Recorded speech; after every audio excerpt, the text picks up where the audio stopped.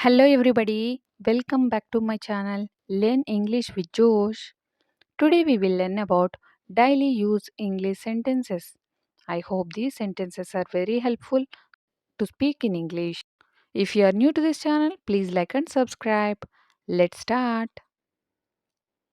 నీకు గుర్తుందా నిన్న రాత్రి ఏం జరిగిందో? నీకు గుర్తుందా నిన్న రాత్రి ఏం జరిగిందో? ఇంగ్లీష్లో do you remember what happened last night? Do you remember what happened last night? నిన్న రాత్రి అంటే లాస్ట్ నైట్. ఏం జరిగిందో? What happened? నీకు గుర్తుందా? Do you remember? See the next one. నువ్వు వెళ్ళడానికి సిద్ధమా? నువ్వు వెళ్ళడానికి సిద్ధమా అని అడుగుతూ ఉంటాం కదా! దీన్ని ఇంగ్లీష్‌లో are you ready to go? Are you ready to go అని అంటాం. See the next one. ఇది మన కర్తవ్యం. ఇది మన కర్తవ్యం అనే సందర్భాల్లో it's our duty. It's our duty. Duty అంటే కర్తవ్యం. See the next one. నా పక్కన నిలబడకు. నా పక్కన నిలబడకు అనే సందర్భాలు ఇంగ్లీష్‌లో ఈ విధంగా చెప్పాలి. Don't stand beside me. Don't stand beside me. Beside అంటే పక్కన. నిలబడడం. స్టాండ్ అని అంటాం. See the next one. వాళ్ళకి నా నుండి ఏం కావాలి? వాళ్ళకి నా నుండి ఏం కావాలి? అని అడిగే సందర్భాల్లో what do they want from me? What do they want from me అని అంటాం. See the next one. నేను మిమ్మల్ని ఎక్కడో చూశాను. నేను మిమ్మల్ని ఎక్కడో చూశాను అనే సందర్భాలు వస్తూ ఉంటాయి కదా! ఇంగ్లీష్‌లో I have seen you somewhere. I have seen you somewhere. Somewhere అంటే ఎక్కడో. ఎక్కడో. ఐ హావ్ సీన్ యూ అంటే మిమ్మల్ని చూశాను. See the next one. అతడు ఏమీ చేయలేదు. అతడు ఏమీ చేయలేదు అని చెప్పడానికి ఇంగ్లీష్‌లో he didn't do anything. He didn't do anything. Anything అంటే ఏమీ చేయకపోవడాన్ని హీ డిడ్‌న్ట్ డూ ఎనీథింగ్ అని అంటాం. See the next one.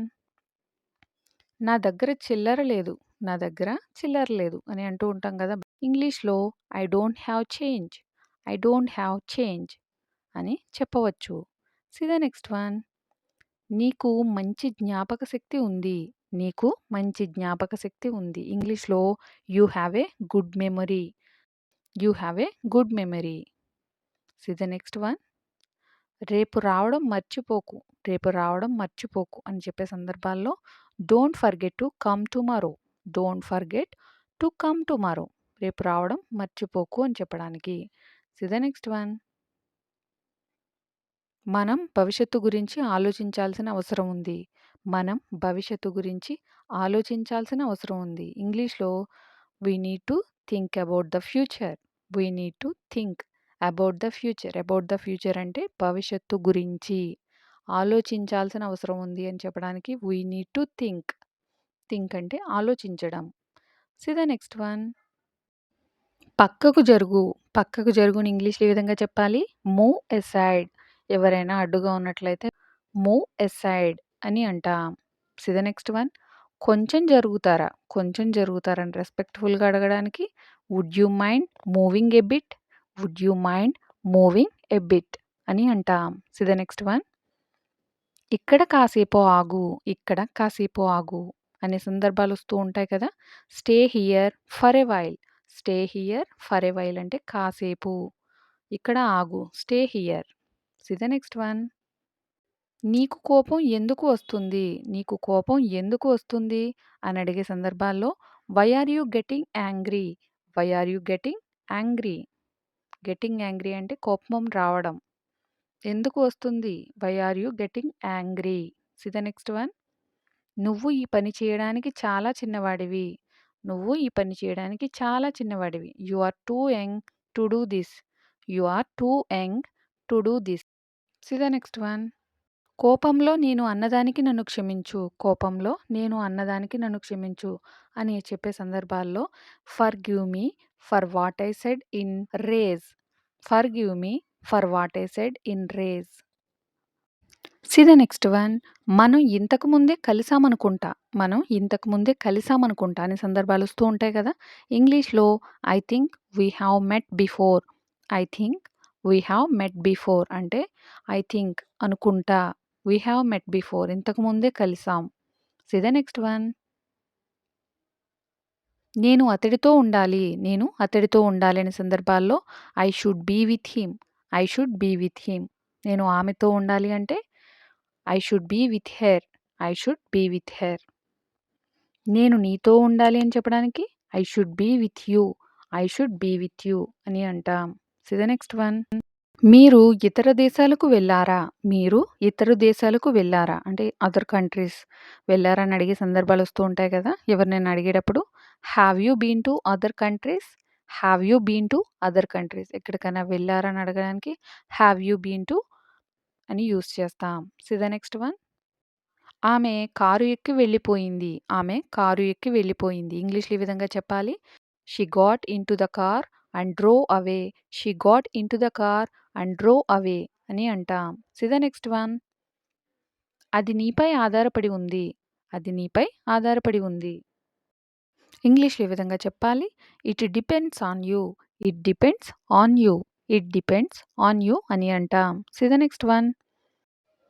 తరపున, నా తరపున ఇంగ్లీష్‌లో ఈ విధంగా చెప్పాలి. నా తరపున అనే సందర్భాల్లో on my behalf. On my behalf అని యూజ్ చేస్తాం.